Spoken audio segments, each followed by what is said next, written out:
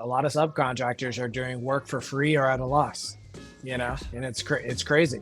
The construction companies that really do the best with us, they do something called pre-qualifying the opportunity before they waste all their time and effort, like estimating the project. Welcome back to another episode of Construction Tech Talk. Today we have Erik Vargas with Followup CRM. Erik, my man, starting a CRM or software company is no joke, right? I mean, it is an uphill battle, right? It's not an easy task. Why did you decide to take on that challenge, and what was it like getting started in the beginning with Followup CRM, right? One of the top CRMs for construction companies. So the exciting part about that is that I didn't. So I'm standing on the shoulders of giants here. So our original founder, Greg Wallach, he ran one of the largest commercial roofing companies in South Florida. And so he's really the brain behind the original system. And then I kind of came along with a tech background to really turn this into a full-fledged company. So, right on. So back in the day, I think he originally designed Followup for his company back in like 2009, right? Mm-hmm. And it was called BidLog back then.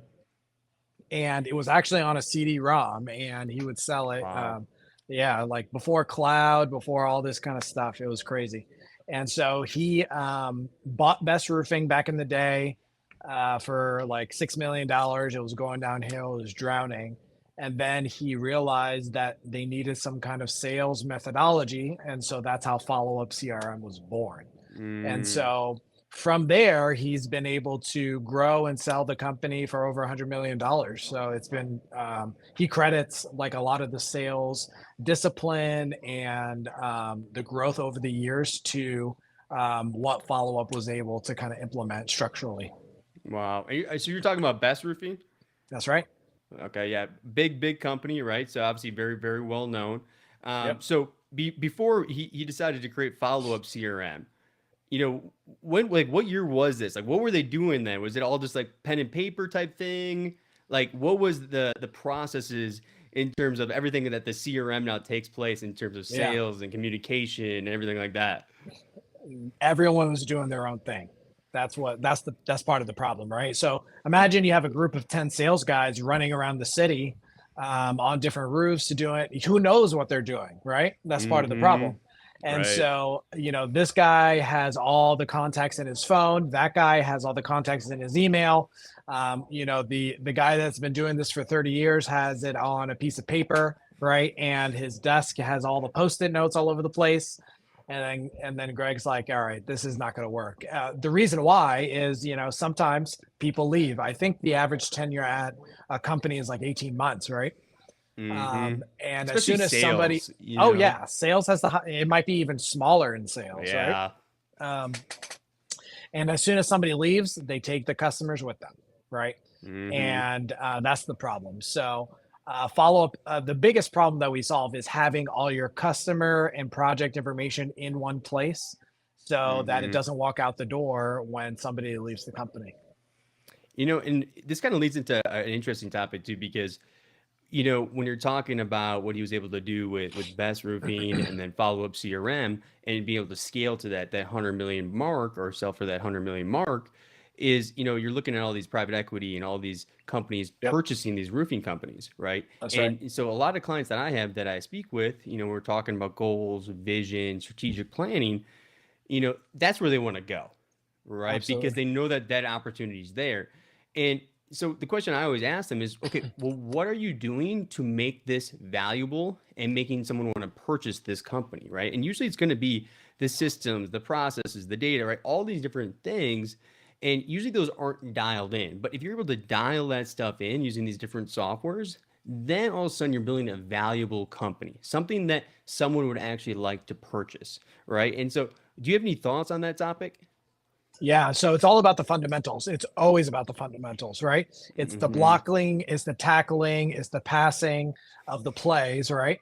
And so one thing that Followup does is allows you to see the day-to-day activities of your best salespeople and your worst salespeople, right? And guess what the best salespeople are doing? More activity. That's it. Amen. They're just having more customer meetings. They're having more customer phone calls and follow-ups, and they're closing more deals. That's it. It's not rocket science, right? And so a lot of our customers, what they do is they will have, Joe, who's their best sales guy, and then kind of use them as a template for KPIs for the rest of the team. So if Joe goes on 10 sales meetings a week, then everybody else has to do 10 sales meetings a week, right? Yeah. And so once you take care of the quantity, then you can start talking about the quality of those meetings and then, improve that. But if you're not doing the quantity, then you're not even on the field. Yep, exactly. Let's dive into that then, right? Because we're talking a lot about salespeople. We're talking about high turnover rate, right? Like whether you're not retaining these people for very long, right? And you're talking about them taking customers. We're talking about KPIs, all this great stuff. I think this is an area where majority of companies I talk to struggle at least a little bit in this area, right? So, when you're looking at a CRM and that relationship with the salesperson, it's an interesting relationship. If you set it up right, they could love it. They can be more successful. They might stay with the company longer, right? And you might be able to keep them more accountable and, from that increase the performance. But if it's not set up right, it's not doing anything, right? And if you don't have the right KPIs, it doesn't matter. So, do you have any advice on that side of things? Whether it's the way you set it up for salespeople or KPIs, anything like that when you're utilizing CRM? Yeah. So at the end of the day, follow-up was designed not to be an administrative burden, right? But we want you to be in the system as little as possible to get in front of the customer as much as possible, right? We're not trying to make the salespeople hide behind the computer, right? That's why we have a mobile app so you can do it in the car on the way, right? So we're trying to actually give them time back so that they can have more of those customer meetings. It's all about, especially in construction, it's all about the relationship, taking people out to lunch, having that face-to-face meeting with the customer so that they can award you the opportunity, right? Or fix the service job or whatever you're doing. That's what it's all about at the end of the day. And so the KPIs that really matter are the face-to-face meetings and then following up. That's the most important KPI because one of the reasons follow-up is called follow-up to begin with is because 80% of sales are made on the 5th to 12th contact of the customer, right? It's crazy. Most people make one follow-up and stop, right? So as long as you're in the game and you're just continuing to check in, then you're going to win more opportunities. It's that easy. Why do you think so many people struggle with follow-up? Because, they think that, they told me no once, so they said check back in 2 weeks or something like that. And then the next thing comes in the door and they think that one's better. But it's actually a funny story. I had a roof leak about 2 years ago. And I'm like, all right, I want to see what these guys do, right? And I called 4 roofers to come to my house. They all did an inspection. They all gave me a quote. And then 0 of them followed up, right? Do you think I'm going to actually buy a roof leak from these guys if they're not even following up once, right? Absolutely not, right? So I might have went with one of them if they would actually reach out and say, so here's what happened. The reason why I didn't pull the trigger right then and there is because I'm in South Florida. We had a week's worth of rain and then the leak started, right? Yeah. But then we went a month with no rain. So I forgot about it, right? Yeah. But the leak was still there, just hadn't rained yet. So the next time it rained is the next time I pulled the trigger, right? If they were following up with me, then they would have been at the right place at the right time and checking in. So it's almost one of those things where do you think it's timing, or do they think that they don't want to annoy you and that it's actually a bad thing to try to reconnect with you, or what is that then?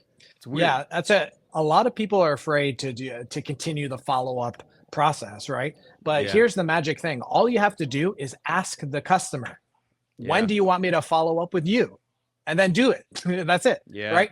But no one asked that question, right? If one of these guys were to say, hey, Erik, when do you want me to follow up with you? And say, 2 weeks. And then they do it, that builds trust, that builds relationships. Even if I'm still kicking the can down the road to say, oh yeah, 2 weeks, just showing up builds that trust and relationship, right? So Mm-hmm. It's that's funny. the trick that I do. When I was in high school, one year, I didn't have a job for the summer. I was at the YMCA. I started talking to some guy, and he was in car sales. And so he said, "Come on in. We'll see if you might be a good fit. You seem personable. Blah blah blah." So for 2 summers, I sold pre-owned Hondas, certified Hondas, right? Yeah. And this was my first sales role. It was an up and down roller Nice. coaster. I had wins, I had losses, but I learned a lot. And one of the biggest things was follow up. In all honesty, because Huge. I just didn't understand the importance, and I also, I was definitely a little bit. It was like a mental block where I didn't want to bother anybody, and so my manager one day is just like, "Hey, that couple that came in, just give them a quick call, right?" Right. And when I called them, they were so excited that I called back, and they came in within a few hours, purchased the vehicle, and went home happy, right? That's it. And so it's one of those things where they appreciate it, right? And Yep. it goes such a long way. One of the biggest issues for contractors is communication. So do never be worried about Oh yeah. over communicating. You're not going Yeah. to run into that issue, right? And so I say, like, we're so aggressive with our follow up. And so let's say, with 10 people, 8 out of 10 are going to say, thank you so much for following up. My hair was on Mm-hmm. fire. I just got busy. I want to do this, but thank you for following up with me. Right. The other Yep. two, okay. Yeah. Maybe they'll say, okay, just leave me alone. But, I'll take 8 out of 10. Right. Yeah, 100%, dude. So you get rid of that mental block, follow up, and I like what you said too, where you set the expectations up front. Yeah. So before you leave, you ask them Yeah. when you want to be followed up with, right? Right. They Take gave that you time. permission. They gave you permission. Now it's your responsibility to That's fulfill right. that, That's right? right. And I guarantee you, your sales will skyrocket. I know the new sexy hot lead is fun, but the thing is that's actually the top of the pipeline. You have leads that you've already spoken to, maybe That's gave a right. proposal to, right? That are down the pipeline, which have Yep. an increased like a percent chance of closing. Those are your money leads. Those That's are your right. money leads, right? Keep pushing it down the funnel, right? So always follow up. And when we're talking about KPIs with the sales team, you mentioned it seemed like activities. That's what you're worried about, and that's a trend that I've been hearing lately too. Is focus on the activities, right? So the output, the things you can actually control. So whether it's Yep. appointments, call, whatever it might be, right? Networking events, all those things that could potentially create new business for you. So if you're Yeah. looking at like a scorecard, right? Because I think numbers, metrics, all that kind of stuff is the only way that you can keep people accountable and increase Right. performance. Because otherwise, you're going based off assumptions and emotion, right? Which Right. does not lead to a good conversation with that sales rep. So is that how you think people should really focus? Is focus on output and activities? 100%. Have you heard Moneyball? Moneyball? Mm-hmm. Of It's course. Moneyball, right? So you're just Mm-hmm. focused on getting on first base. That's it. Yep. Get everyone on first base as much as you can. Stop swinging for the fences every time because you're going to strike out every time, right? Yep. And yeah, you might get 1 or 2 home runs there, but like if you want to, win the World Series, just get on first base. That's all you have to do, and then Yeah. you'll have 3 people on first base, and you're just walking the people in. So that's Amen. it's all about the activities. And it's one of those things too. Let's say that you're in sales. Let's say you're not an owner, right? Maybe you're just getting started. There's a great opportunity to have an awesome career in sales and the trades. If you do more activities, right? So let's say that you have a super small close percentage, right? And somebody else has like a 10%. They're closing 1 in every 10 or whatever it might be. Just it doesn't matter, right? And you only can close 1%. But if you call 100 people or you go to all these appointments and you're cold calling, you're door knocking, you're doing whatever, it doesn't matter. Eventually, you're going to close somebody, right? And so if you 100%. have more output, you can do the same metrics as the person who's a better salesperson from you. And then you're learning. And it's one of those weird things too. It's like whenever I hire a new salesperson myself and I know that they're not super confident or they don't have the skill set fully, I'm like, dude, just output. Eventually, you're just gonna figure it out. And some people might just take a meeting with you because they feel bad. In all honesty, Yeah. You know what I mean? Something's gonna close. Something's gonna, don't you think? Or what's your thoughts on that? So I have a story, and a lot of this is the psychological battle that you've been kind of alluding to, right? I have my own Mm-hmm. my first sales college story was the door-to-door cable sales guy, Yeah, let's right? Have go. you ever, like Comcast knocking on your door trying to upgrade you, or AT&T or whatever it is? So I did that in the backwoods of Virginia, and I was knocking on people's doors. And one day, I was discouraged because I spent, a couple hours just knocking on doors, getting doors slammed shut on my face.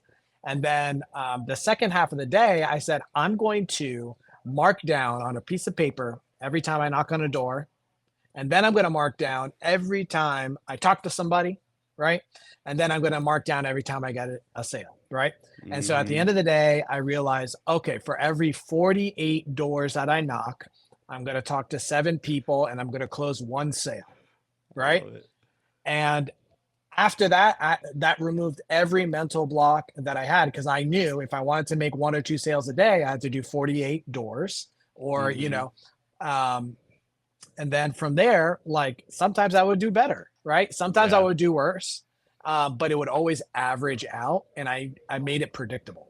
Mm-hmm. And you kind of gamify it a little bit, right? Oh yeah, You know the metrics, you know what to expect, right? So you have clear expectations, you know what you have to do to get your mission accomplished. But then you gamify it a little bit, right? When I first moved to Denver, I was selling software to contractors actually, and I was in like a boiler room, right, making 150 calls a day, and it was an absolute grind, right? But I had right. 2 buddies on the sales team that sat next to me, and we made a baseball game, right? So if you schedule a demo, you get a single, right? If you close a deal, whatever it might be, right? And we'd have this game, and whoever scored the most runs would win that day. All of our performance went up, right? And it made it so much more like fun. You know what I mean? Where it Right. just wasn't miserable to make all those cold calls. So I feel like anything you can do in terms of like collaborating and creating like an internal competition Yeah. that's just for Yeah. fun, right? Oh Can, yeah. can go a long way. If I was on a sales team in the trades, I'd be trying to collaborate with my team as much as possible. I'd be doing games, I'd be doing tips, I'd be, anything I can do where it doesn't feel like I'm on an island by myself, but on a team, on a mission.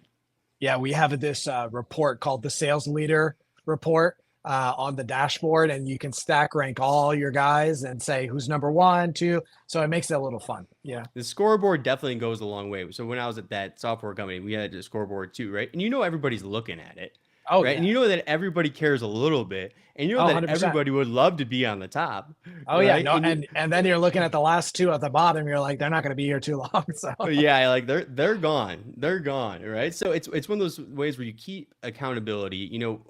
With my last company, we used to meet every morning for 10 minutes and the afternoon 10 minutes, and we'd say our 3 goals for the day. It didn't have to be anything crazy, right? But just 3 simple goals, the main things we want to get done for the day. And at the end of the day, all we did was just say, hey, did you get your goals done or not? And nobody at that call wanted to be the person that was always saying no, I didn't hit my goals. right. It's almost like embarrassing, right? So it's a way to like create this collaborative accountability where Peer nobody wants accountability. like, That's what we call it. what do you call it?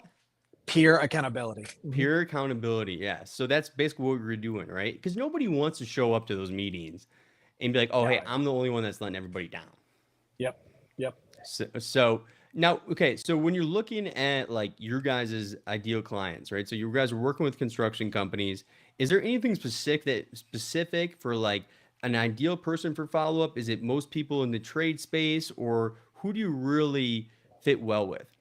Specialty contractors are great. Mm. General contractors are great.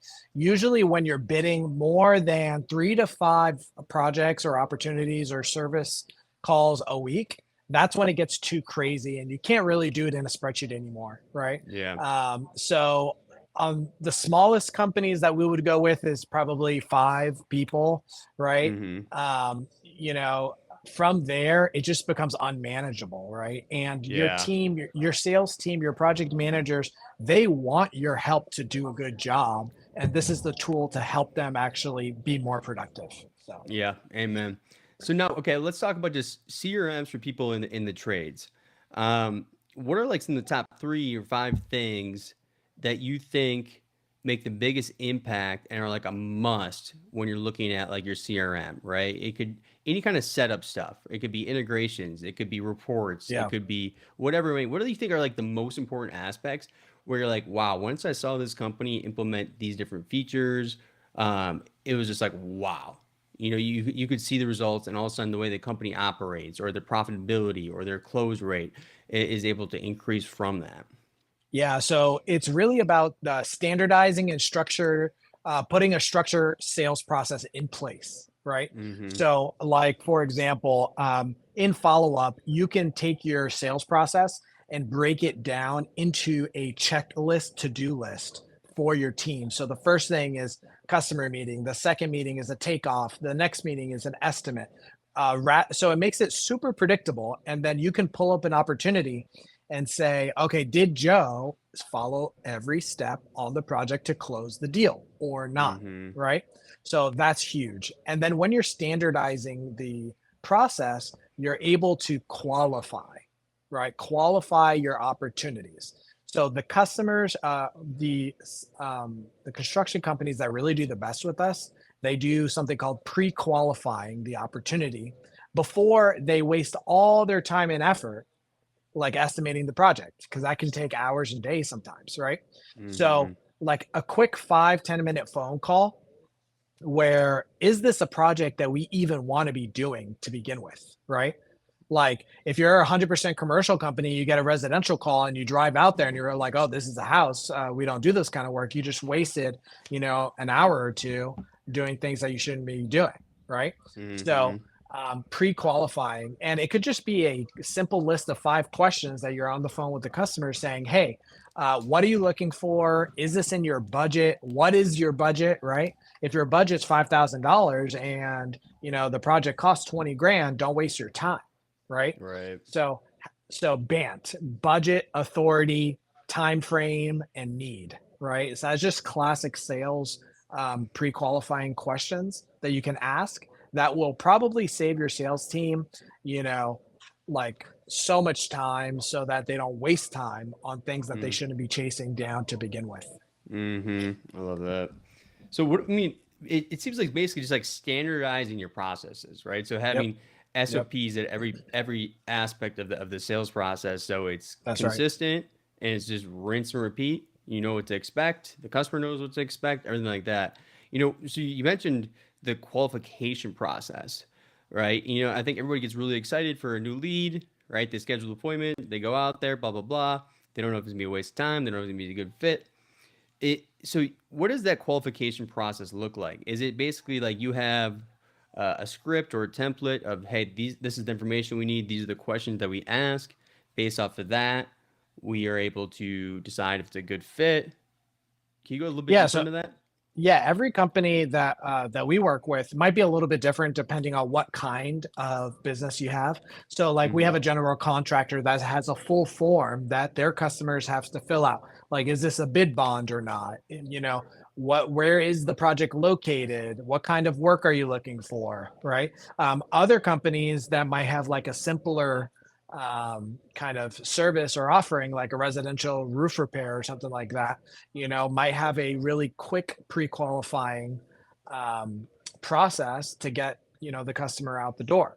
So Mm-hmm. it really depends. And it's really important for the company leadership to define who that ideal customer is and Mm-hmm. then tailor those questions around who your ideal customer is. And that's the Exactly. problem, right? Most of these construction companies out there, they'll take whatever they can get, right? But then Yeah. you're doing this big commercial project, you're doing this small residential project, you're doing this favor for this guy over there, and then you can't bring any structure to the company, and that's where people fall short. So, like, let's say that you're a commercial roofing contractor. You do a mix of like flat roofs and HOAs and some multifamily and stuff like that.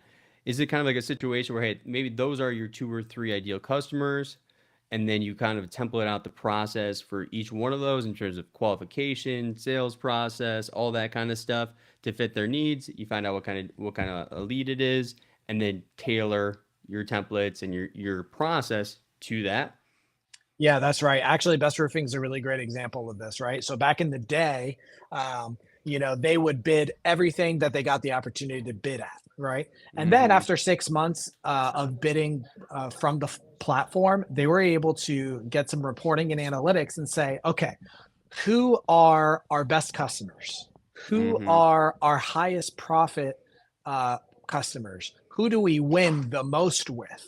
Right. Mm-hmm. And then they found out from their analytics that they do the best work and the highest margin work with with commercial high-rise condos, right? Mm-hmm. And we have tons of those down here in South Florida.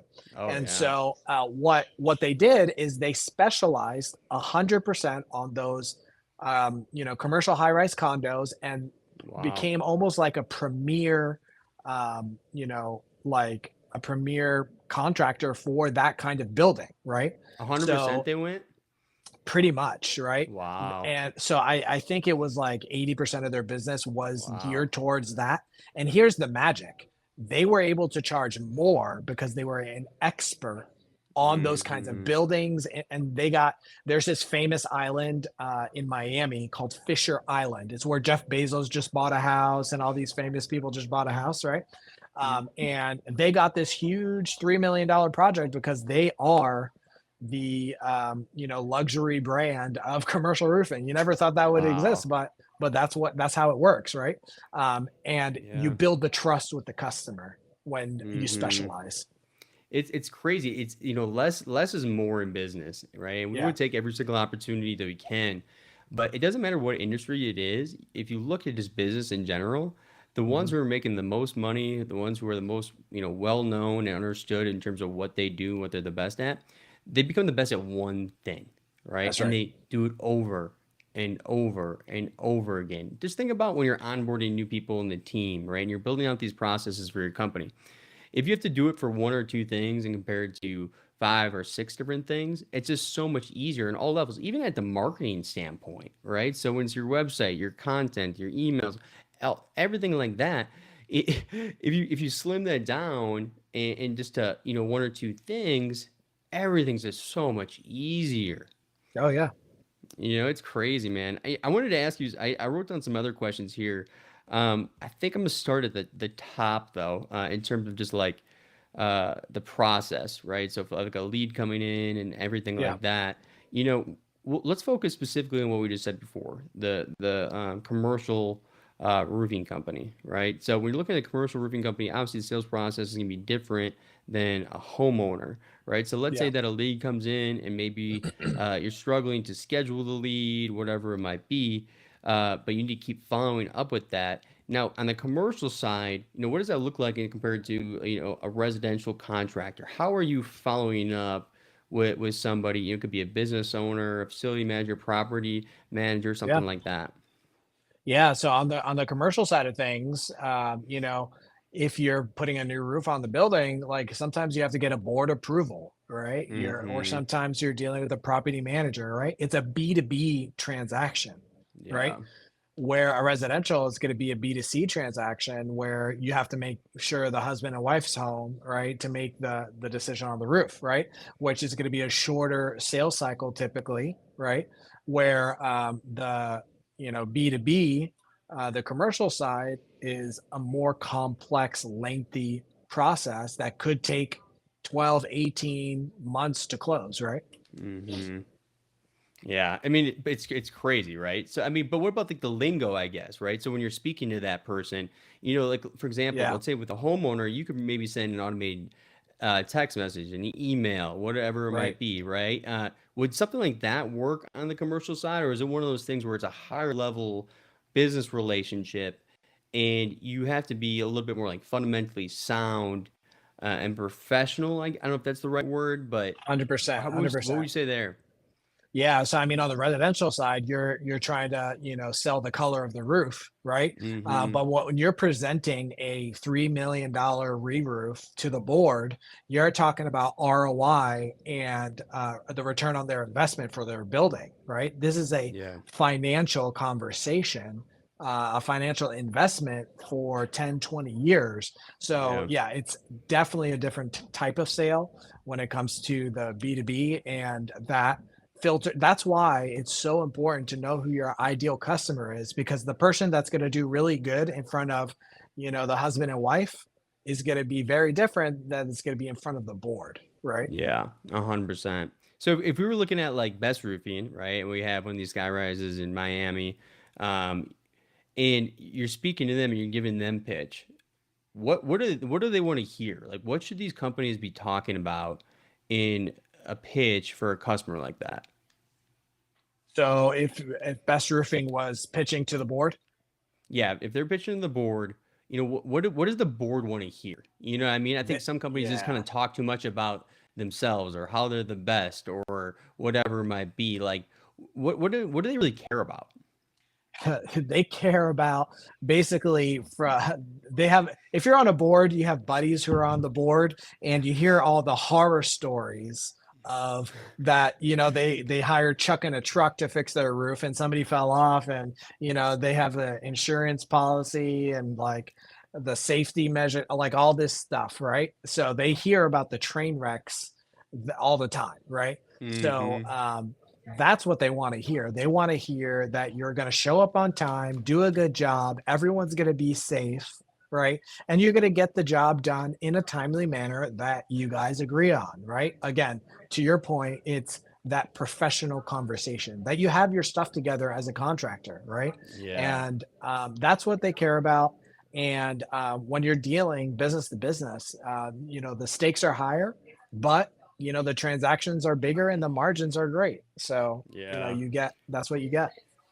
Yeah, so it's almost like, when you're in that, it's someone was mentioned this to me the other day. It's, to stop a sales objection, it's actually the best way to do it is to bring up that objection, right? So to actually have that discussion in your presentation, right? So it's almost being transparent and open with those worries that they have, and then being able to stop those worries or comfort them with those areas that they're worried about, right? And it could be, mentioning those things and showing case studies, videos, video Right. testimonials, reviews, all that kind of stuff to basically just help them relax and put that wall down, right? And just stop that 100%. objection right away from the start.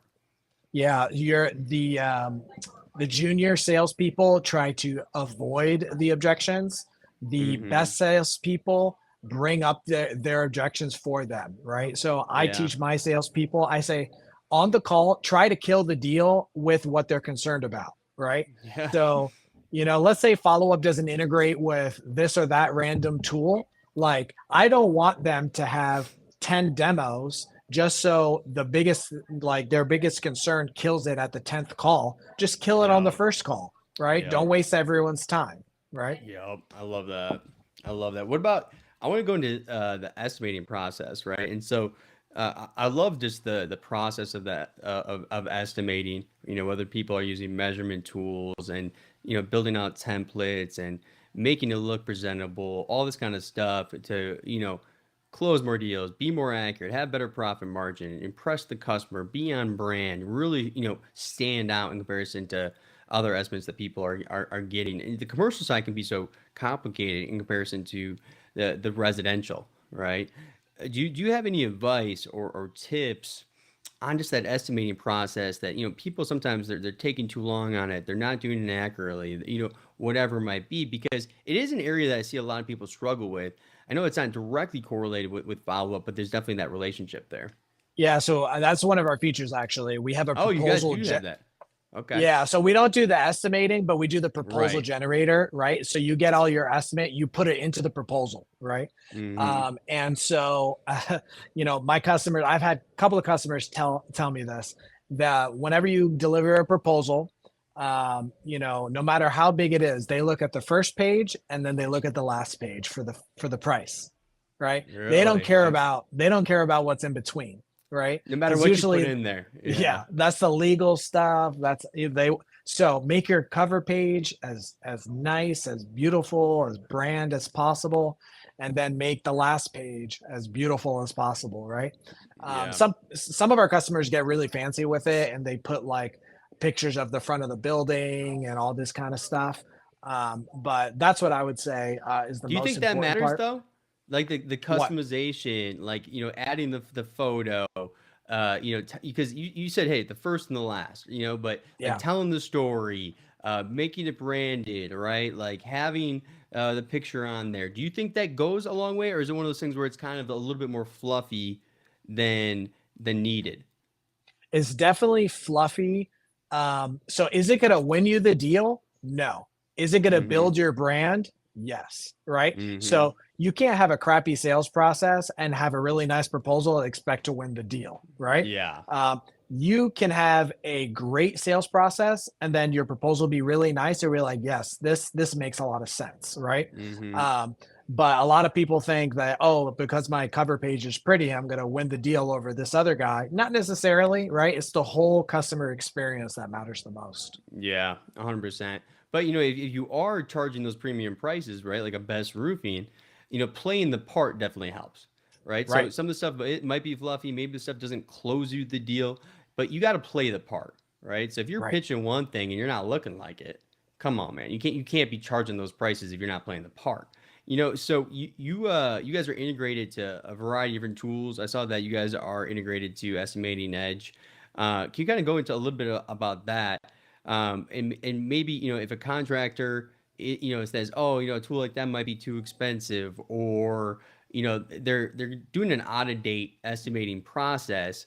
Let's kind of go over like in the impact and like what they can do for your processes, for your sales team, for the onboarding, for the customer, everything like that. If you're using a tool like Estimating Edge, and then you're integrating that into a tool like Followup CRM. Yeah. So here's the thing with like there's tons and tons of estimating software out there, right? Yep. But the estimating, I'm just going to say, let's say your sales process is 7 steps.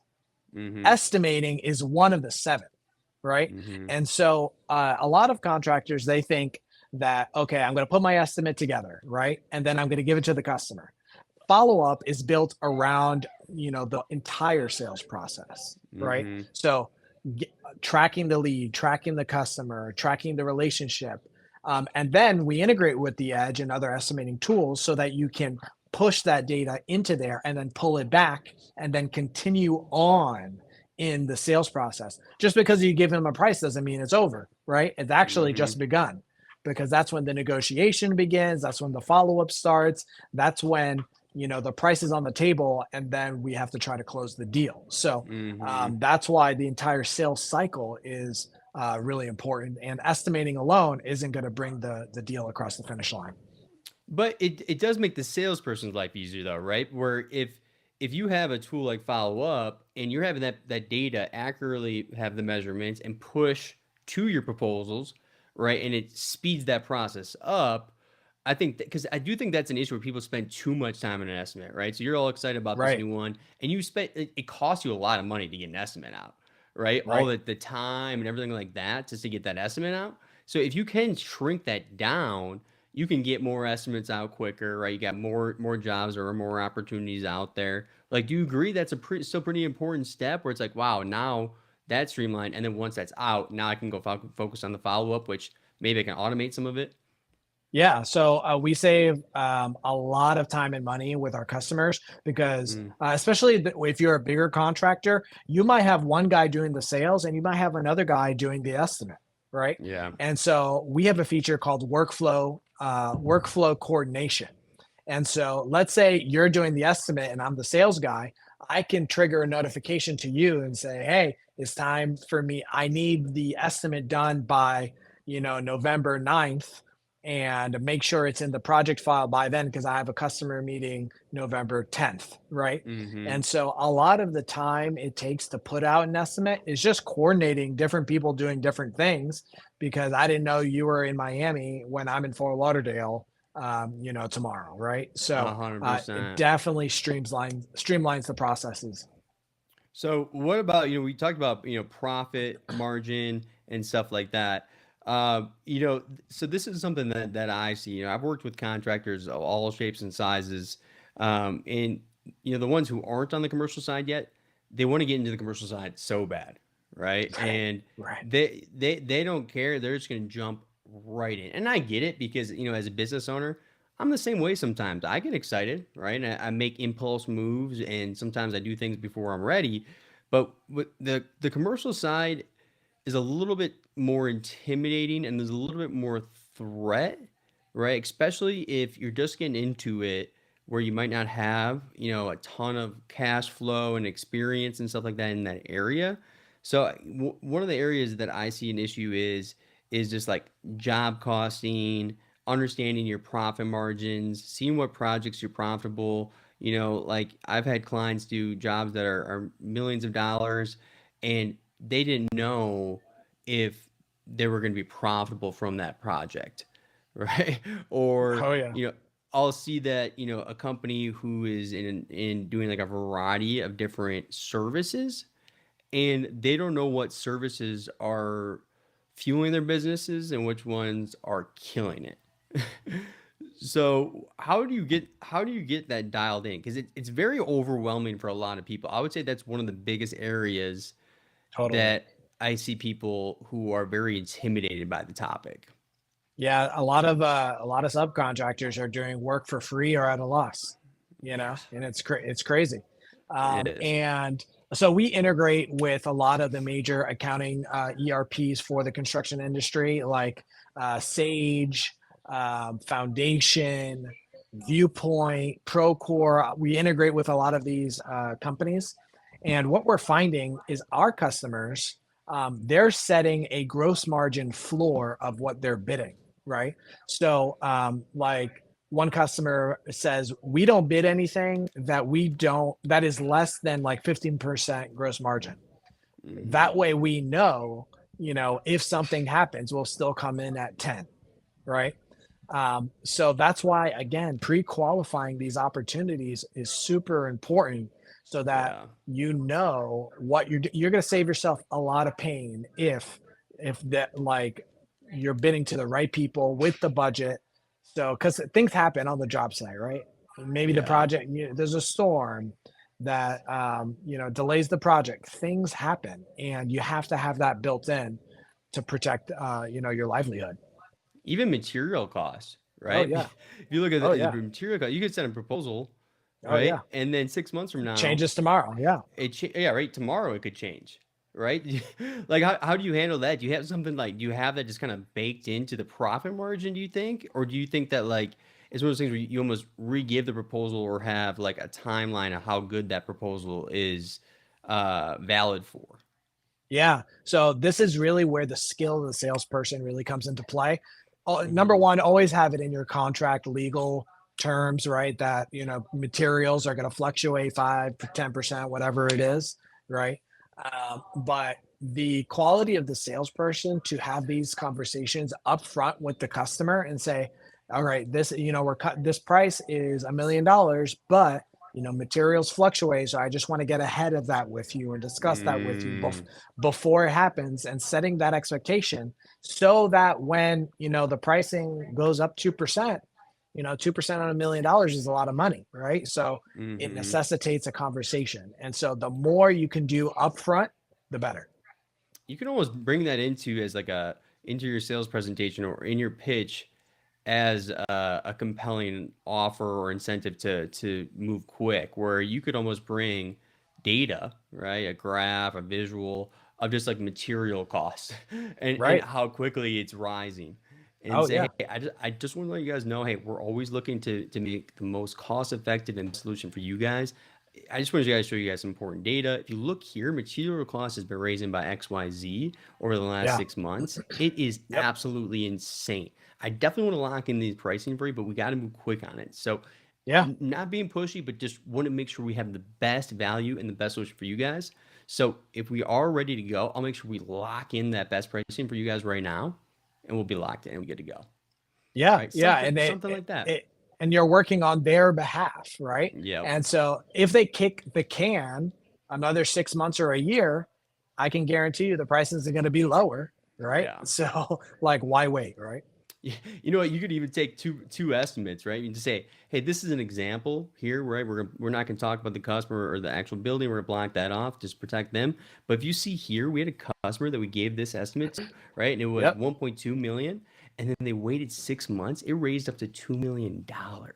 I don't want that to happen, you guys. That's my job as your consultant. I'm here to make sure we take care of you guys, Yeah, right? having that consultant mentality when you're approaching every sale, especially these B2B, commercial big dollar value deals, you have to Hmm. go in like that. Yeah, amen. I wanted to ask you about this. So, right now I have some residential contractors that I'm working with on the roofing side, and we're building out their estimating tools and their CRMs and stuff like that. And one thing that we've been trying to do to basically increase their close rate, their average ticket sale, their upgrades and stuff like that is basically building out like a tiered system of like the good, better, best, right? We first set up a presentation that's interactive. They play with it, right? They pick their system, right? Then from there, they add their upgrades to their cart, they get done. And then once that's done, we already have an estimate that's built out, right? That had the measurements pushed to the quantities, everything like that, calculated the pricing. And basically, it's going to have the pricing for each system. They can click that, they can click their upgrades. It's going to calculate everything, and then they hit sign, right? Trying to make it interactive, add a cart, tier it out, right?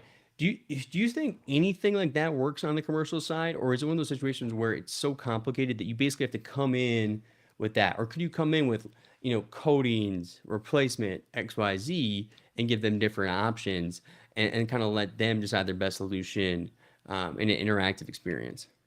Yeah, so what I've seen at a lot of our commercial companies, the way that they do that interactive experience is that they might invite them to their offices.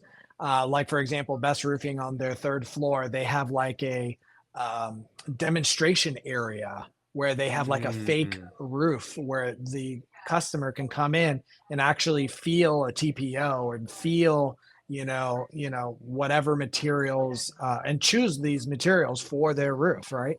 So I like yeah, that's that. the way I've seen customers do that interactive experience, with It's a like good the way to board impress members. them. It's a good way Oh to kind yeah. of impress them, right? You kind of showcase what you're all about. They can meet the team. They can see the culture, right? Yep. They're stepping into your building. And it's kind of crazy. It's kind of similar. I remember when I was working for Milwaukee Tool in a college, and I was living in San Francisco, and I was thinking about going to software, and I applied at Oracle, right? And I went to their headquarters for the interview, and what they did for me is they bring me up. I go to the elevator. I go to like the third floor. I walk up to the third floor, and it's just this long hallway. It's empty. It's just white marble everywhere. You see the Golden Gate Bridge and these massive windows, and it's this huge floor. But there's only one person, right? The admin that was on that floor. And when you walk straight, you see them like 25, 30 yards away, and you walk up to her. She welcomes you. You sit down, and you wait there, and then someone comes down and brings you up to like this amazing place, right? Right. It, it kind of sold me just on like, wow, this Oh company's yeah. incredible, right? So instead of just doing what everybody else is doing, if you bring them in and you give them that experience, right, where you just blow them away, right? And it's just because customer experience, I don't think is just focused enough in the contracting and trades world. And if you were able to just do what all those other kind of corporations that are pressing everybody are doing, you look so much different, right? You stand out so much. Yeah, so true. Like, especially in the B2B world, if you're able to, well, when you invite customers to your office, you better have a nice office, right? You better have your Yeah. stuff together. You better, like your crew shouldn't be outside, smoking or, you know what I mean? Like, Yeah. you have to have, it says so much about the whole organization, right? Yeah. That it's clean, that it looks good, your demo area is really nice, right? It's impressive when you walk in because then they'll trust you with that $1 million project because you do Hmm. them all the time, right? Even if you don't, like Yep. they trust the brand that you're building with the customer experience. So what about like let's say you close the deal, right? You give them this incredible experience. They come in your office. You had a great proposal. You played the part.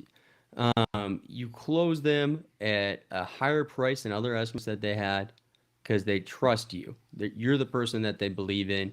You showcased your value. Now you're going into the project management side, right? Where now it's all of a sudden, hey, you sold this experience. Now it's time for you to show up and execute, Oh yeah. right? Because that's what sales is all about, right? You have to compel, right? Persuade, close, and then you have to execute. Because then if you execute, then good things happen. You might get more jobs, you might get referrals, you might get reviews, you might get testimonials, case studies, right? So that's really where you put this thing on fire, right? And you start to Yep. send it. So on the project management side, what are some of the most common errors or issues that you're seeing that's costing these people money and pissing off customers? Yeah. So usually what I see that's kind of the most detrimental is when you sell the project and then you have to do the project, right? And we call Mm-hmm. it the revenue roller coaster because Mm-hmm. you sell the project, you got the revenue, now you're doing the project.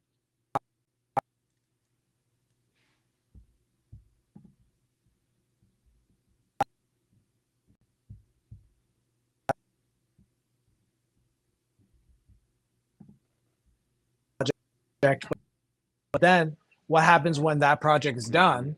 You management guy so that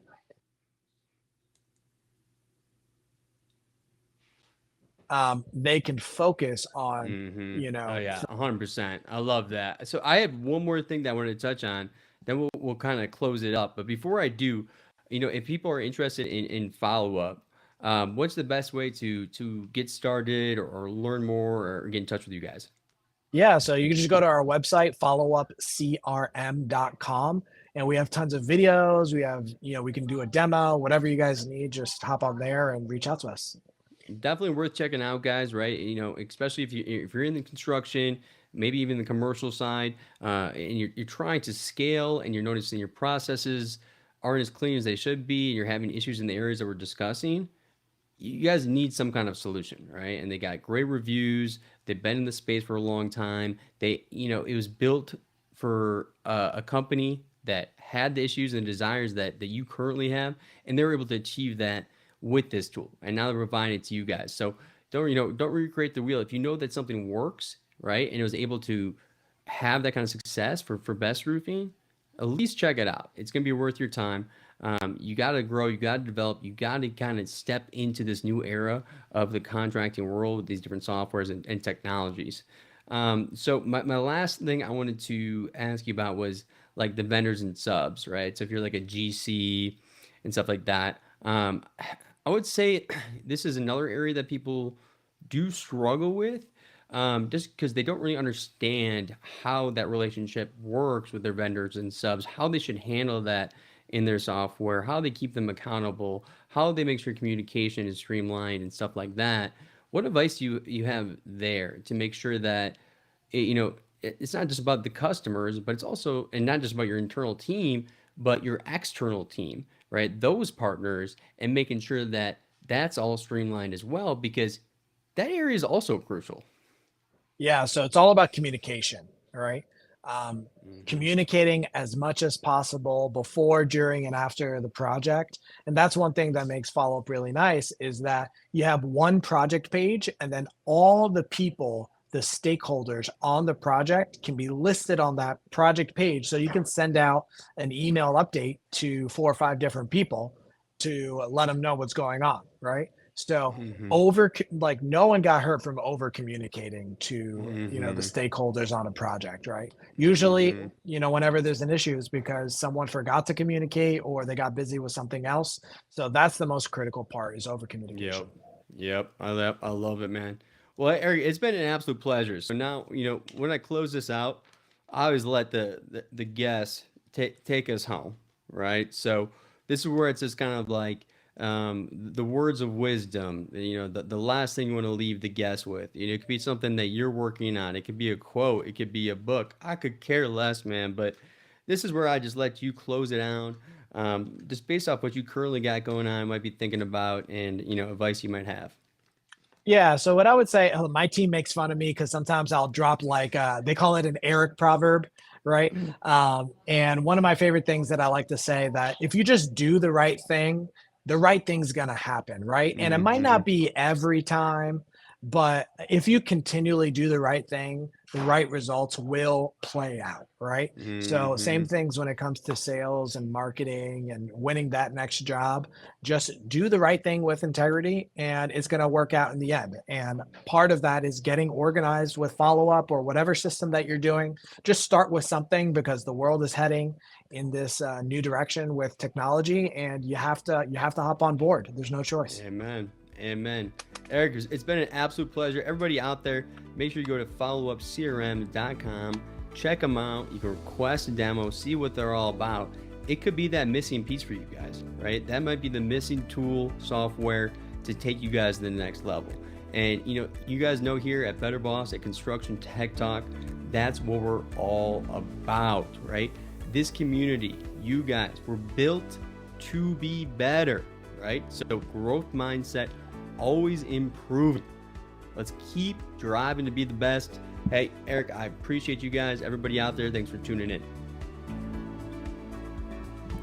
Money, brother.